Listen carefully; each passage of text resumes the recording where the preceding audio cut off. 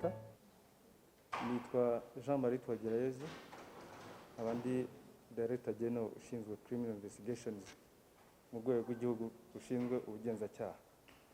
Ndi kumwe na bagenzi banjye nk'uko Moderator yabivuze, iburyo rwanjye ndi kumwe n'uhagarariye polisi y'igihugu, hirya gato turi kumwe n'uhagarariye RFDA, ibumoso bwanjye turi kumwe n'uhagarariye PSF. Turi hano duhagarariye izo nzego kugira ngo tugirane ikiganiro n'abanyamakuru, ikiganiro kigamije kubwira itangazamakuru n'abaturarwanda ibyagezweho mu gikorwa tumazemo iminsi ibiri, aho urwego rw'ubugenzacyaha rufatanyije na polisi, urwego rushinzwe ibiribwa n'ibinyobwa ndetse n'abandi bafatanyabikorwa bateguye banashyira mu bikorwa igikorwa cyiswe Operation Fagia Opson cyabaye ku nshuro ya gatandatu mu gihugu hose kuva ku itariki ya 29 kugeza ku itariki ya 30 Werurwe 2021. Icyo gikorwa rero kikaba cyarateguwe mu rwego rw'ibikorwa bitegurwa na polisi mpuzamahanga ndetse n'ibihugu byo mu muryango wa polisi z'akarere ka Afurika y'Iburasirazuba. Iki gikorwa kikaba cyari kigamije kurwanya ibicuruzwa bitujuje ubuziranenge, bitemewe n'amategeko, harimo ibinyobwa, ibiribwa, amavuta yo kwisiga yangiza uruhu, bifite ingaruka ku buzima bw'abantu ndetse n'ibintu byangiza ibidukikije. Muri iki gikorwa hafashwe ibintu bikurikira: cya mbere, hafashwe ibinyobwa bitemewe bikunze kuba birimo imitobe n'ibinyobwa bidasembuye byarengeje igihe, cyangwa se ibinyobwa bikorwa hifashishijwe tangawizi n'ibindi, bifite agaciro kari hejuru ya miliyoni 3,500,000.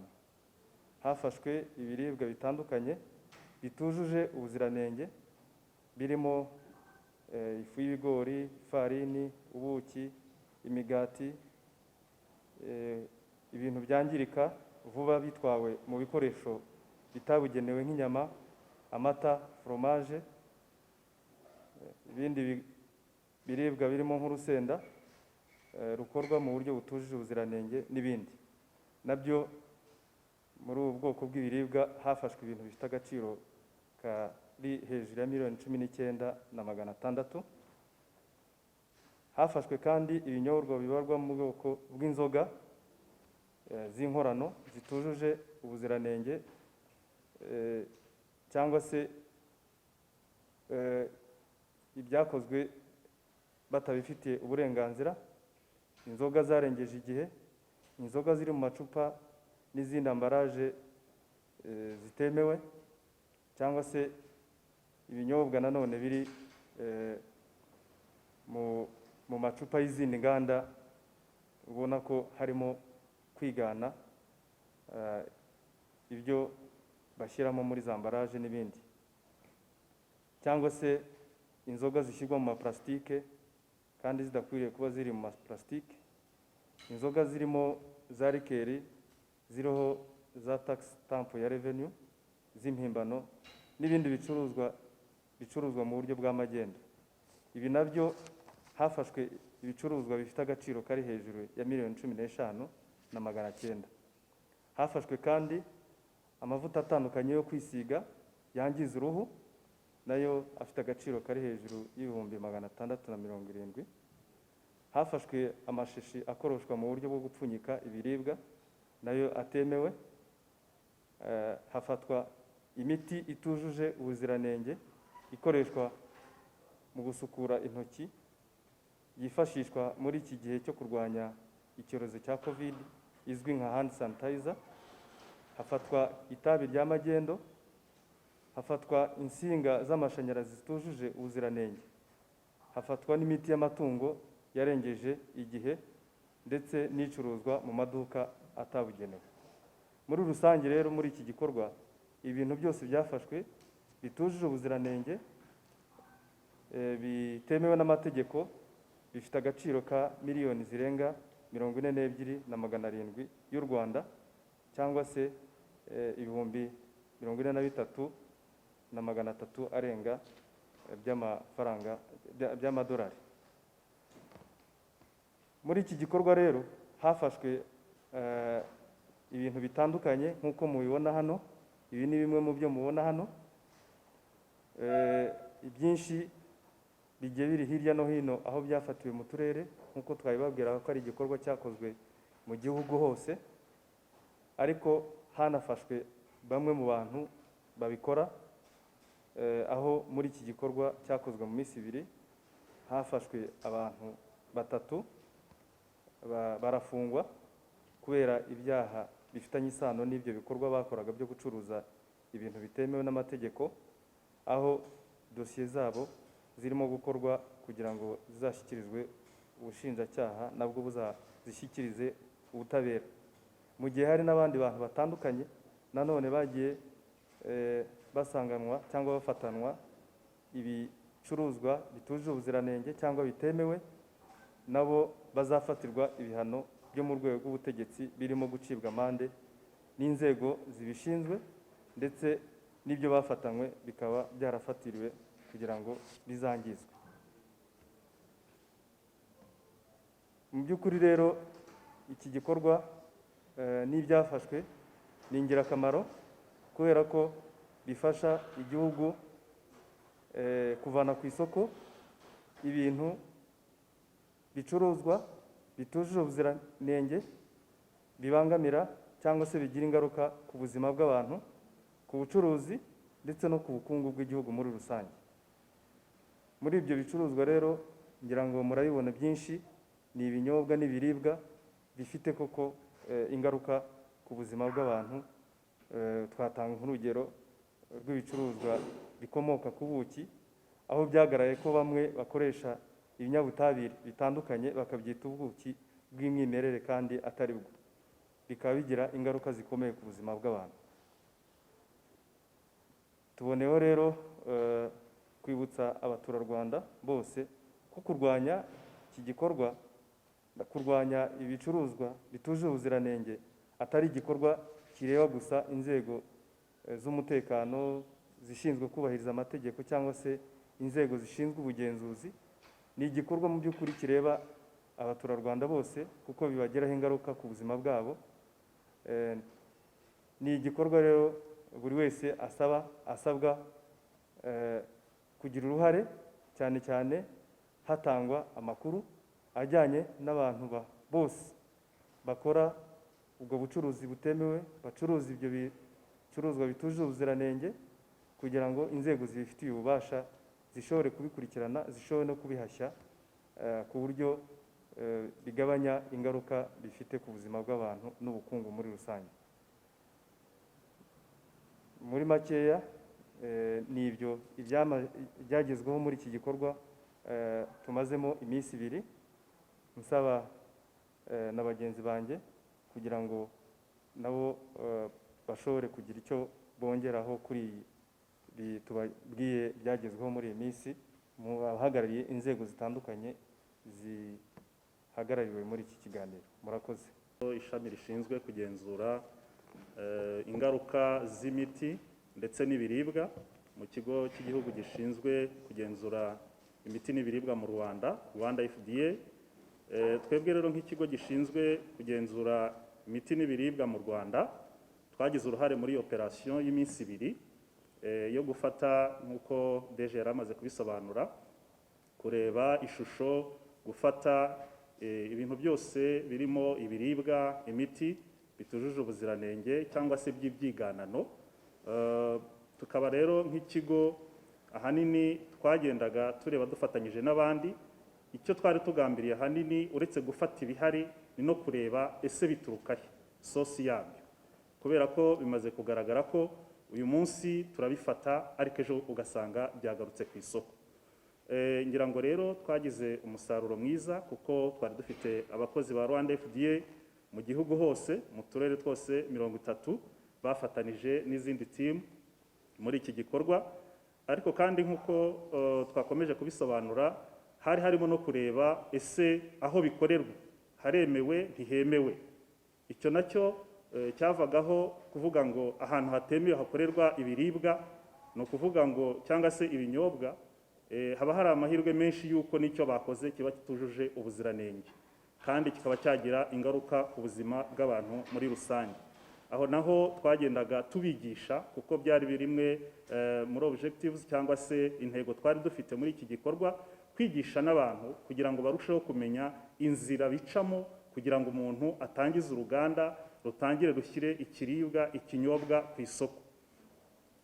Muri iyi operation n'ubundi twafataga n'impagararizi ku bintu bimwe na bimwe kugira ngo turebe muri laboratoire ese ibipimo by'iki kinyobwa by'iki kiribwa bihagaze bite. Impagararizi twagiye tuzifata nazo tukazagenda tunasohora ibipimo cyangwa se ibisubizo bizava mu bipimo bya laboratoire.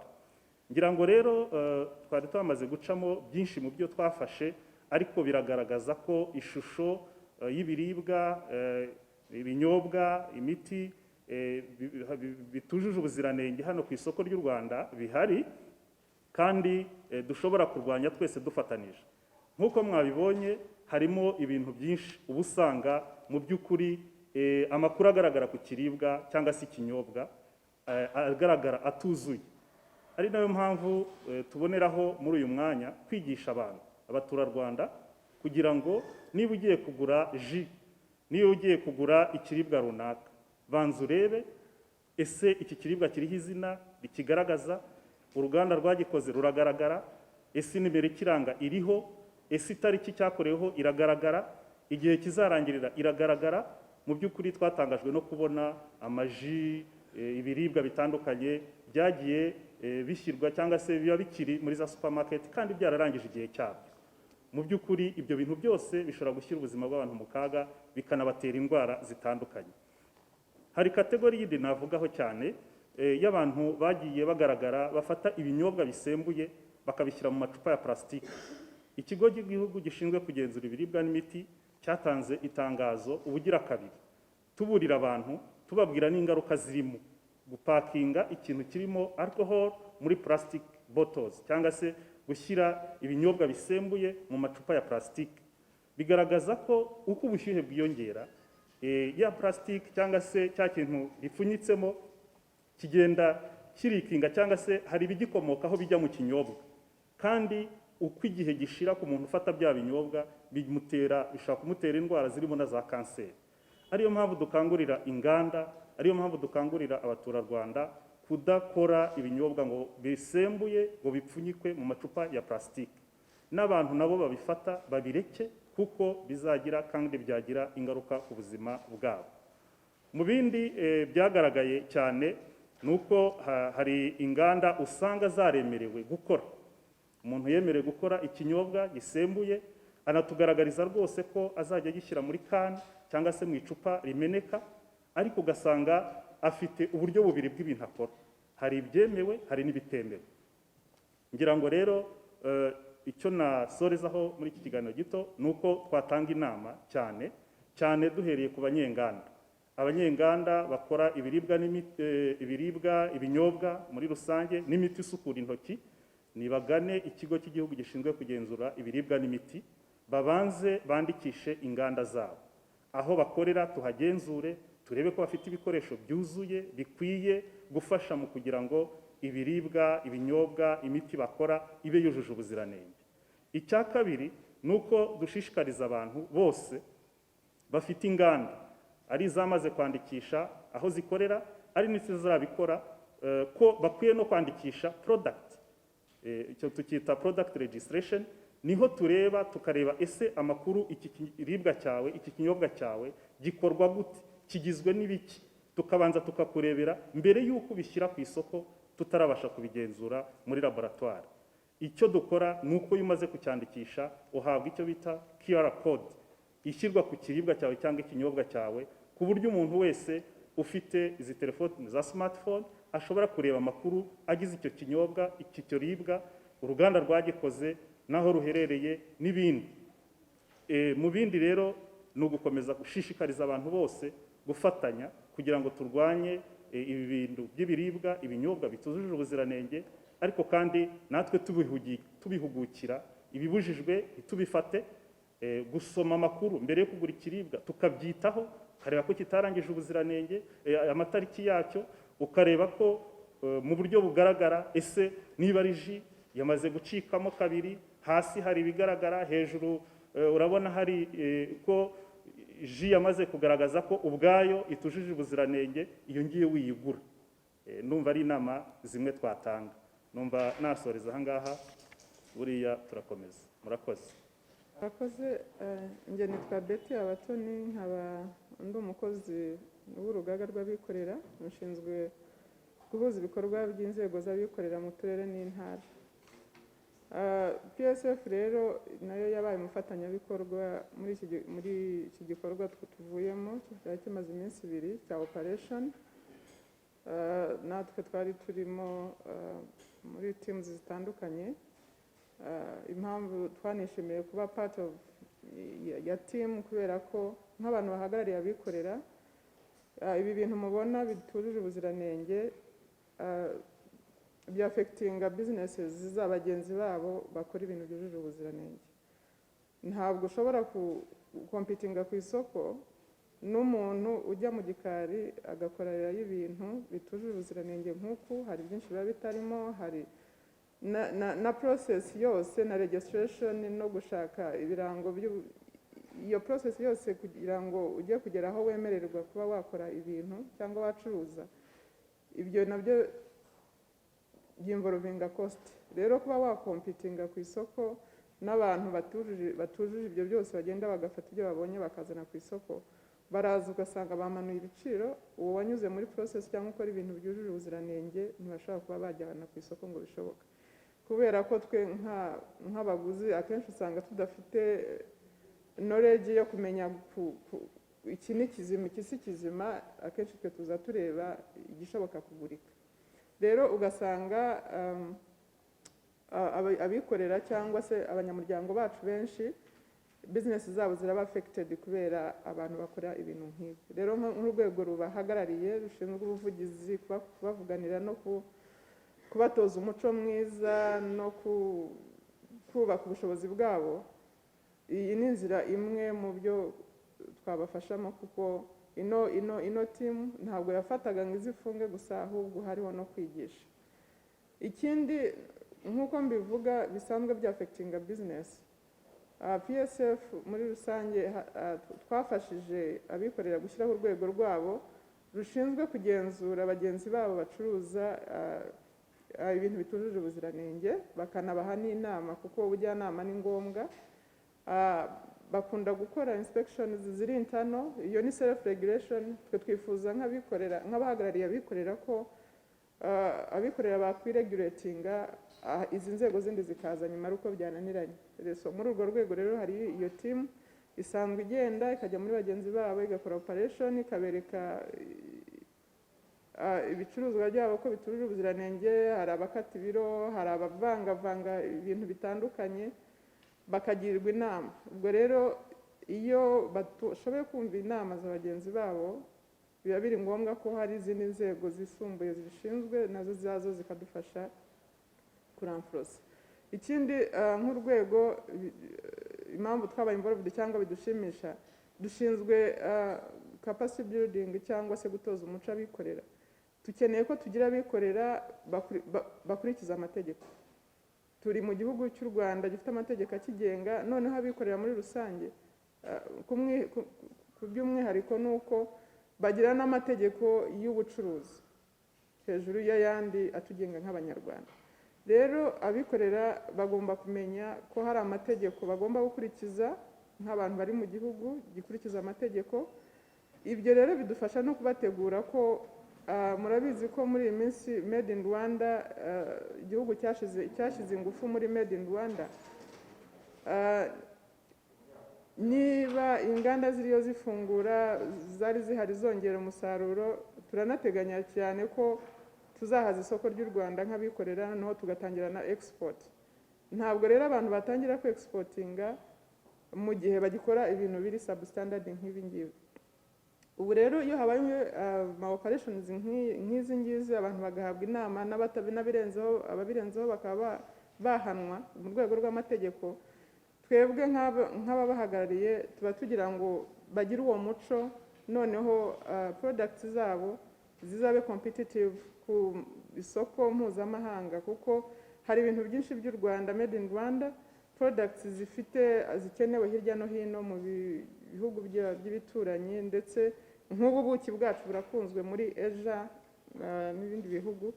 Rero iyo ubona ko niba abantu mu gihugu bashobora gukora ibintu nk'ibi bitujuje ubuziranenge, biba birimo kwica izina rya made in Rwanda products zirimo kujyanwa mu bindi bihugu hanze, ndetse no muri rusange kuba basebya na image y'igihugu.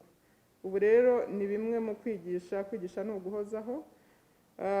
Ikindi nk'abanyarwanda abikorera bagomba kumenya ko niba akoze ibintu byangiza ubuzima bw'abantu agomba kugira iyo ethic.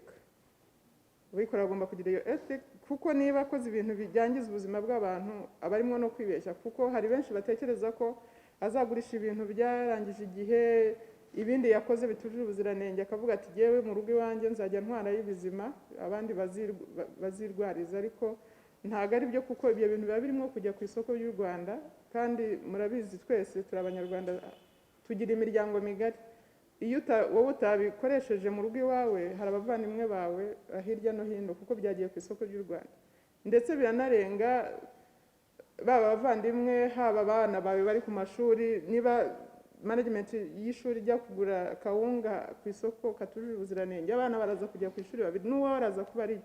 Ni ukuvuga ntabwo wowe wakwitandukanya n'abanyarwanda, still nawe birakugeraho indirectly. Rero dukeneye abikorera bafite ethic na values z'abanyarwanda, niho bazakora business neza, bagashobora kunguka kandi vuba.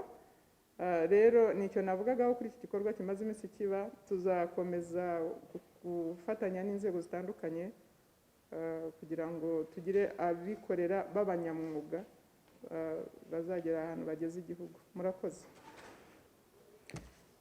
Njyewe nagira ngo mvuge ibintu bitatu muri iki gikorwa. Icya mbere ni igikorwa nyirizina cyabayeho kijyanye no gufata ibicuruzwa bitujuje ubuziranenge. Polisi mu rwego rw'umutekano rero yafatanyije n'izi nzego mubona hano, ndetse n'abandi batahageze nk'uko babibabwiye, mu kugira ngo itange umutekano cyangwa se ikorane n'abasakaga ibintu hirya no hino cyangwa n'ababifataga, kubera ko ubwo bufatanye ni ngombwa cyane. Uretse gushinga umutekano ariko ishinzwe no kubahiriza amategeko. Polisi rero izakomeza gukorana n'izi nzego mu gikorwa nk'iki ngiki kiba giteguwe neza, kigakorwa nk'uko cyakozwe, kugira ngo gitange umusaruro. Icya kabiri nagira ngo mvuge ni uko ni akazi ka buri munsi polisi ikora. Mu kazi ka buri munsi polisi ikora harimo no kurwanya n'ibi ngibi, gufata ibicuruzwa bitemewe. Ndatanga ingero. Ibicuruzwa bimwe bishobora kuba bikorerwa mu gihugu hirya no hino mu murenge aho polisi iri, usanga ikorana n'inzego z'ibanze. Mu by'ukuri iyo bavuze ko hari ahantu hari ibintu bikorwa bitemewe, baba bakora ibinyobwa cyangwa se ibintu by'ibiribwa bitemewe, polisi igakorana n'izo nzego ndetse n'abahagarariye zimureba hirya no hino mu mirenge cyangwa mu tugari cyangwa mu midugudu, kugira ngo n'ubundi babe babifata cyangwa babuza ababikora. Ku mipaka, iyo byinjiye binyuze mu nzira zaba izemewe cyangwa zitemewe, ishami rya polisi rishinzwe kurwanya amagendo cyane cyane nanone rishinzwe kuba ryafata bino bintu bitemewe kwinjira mu gihugu cyangwa bitujuje ubuziranenge, bigaragajwe n'inzego zibishinzwe zibifite ubumenyi, kugira ngo nyine bitinjira mu gihugu bikaba byacuruzwa cyangwa se bikaba byakwicira abandi bacuruza ubucuruzi bakora bwemewe n'amategeko. Icya nyuma cya gatatu ni ubukangurambaga no kumenyesha abanyarwanda. Buri igikorwa iyo kibaye, izi nzego dukorana duhamagara itangazamakuru tukabereka nyine ibintu byafashwe, ibyemewe n'ibitemewe, ariko noneho n'inzego zibifite ubumenyi zikavuga ingaruka zishobora gukomoka gukoresha bino biribwa cyangwa se ibinyobwa cyangwa se n'aya mavuta yo kwisiga nk'uko mwabibonye. Ibi rero ni ingirakamaro cyane gukangurira abaturage kwirinda bino gukora ibintu bitemewe. Twongera tunababwira yuko abaturage abazakurikirana inkuru cyangwa se baduteze amatwi ko iyo ukora ibintu bitemewe buri gihe bigira ingaruka. Ibyo dukunze kubivuga cyane. Bigira ingaruka, biratinda bigashyira kera. Niba ari ubucuruzi ukabihomberamo, niba bijyanye n'ibyaha ukabifatirwamo ukabihanirwa igihe kirekire, ku buryo bigaragara ko imbaraga n'imari cyangwa se n'ubwenge washyizemo mu kugira ngo bigereho bishobora kuba byarapfuye ubusa igihe kirekire. Nta nyungu rero abaturarwanda babifitemo, bakwiye gukora ibyemewe bijyanye n'amategeko ariho, cyangwa se bagira n'ikibazo cyo kwijinganya bakagisha inama inzego zibishinzwe. Murakoze.